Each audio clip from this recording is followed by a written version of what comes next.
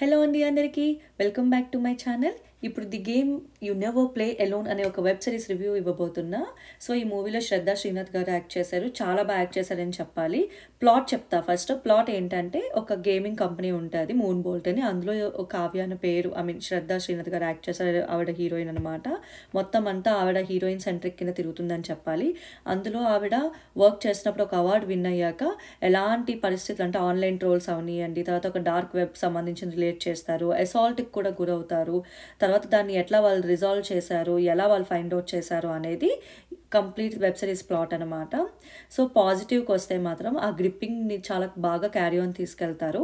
మనకి first 4 episodes వరకు కూడా ఎక్కడ ప్రిడిక్ట్ చేయమన్నమాట. 4th ఎపిసోడ్లో కొంచెం ల్యాగ్ వెళ్తుంది, but still that is okay.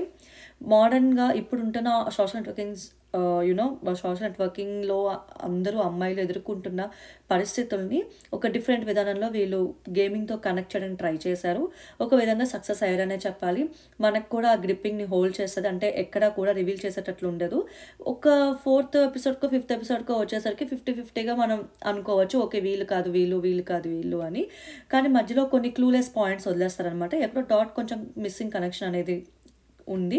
ఎందుకంటే ఒక డార్క్ వెబ్ అని చెప్పి అది కూడా తీసుకొచ్చి కొన్ని టెర్మినాలజీస్ ఏవైతే వాడారో అది కొంచెం గేమింగ్కి వీటికి సంబంధించింది అవ్వడం వల్ల నార్మల్ పీపుల్కి అర్థం కాకపోయి ఉండొచ్చు. నన్ను అడిగితే 5కి ఎంత రేటింగ్ ఇస్తున్నా, డెఫినెట్లీ 5కి 3.5 రేటింగ్ ఇస్తా.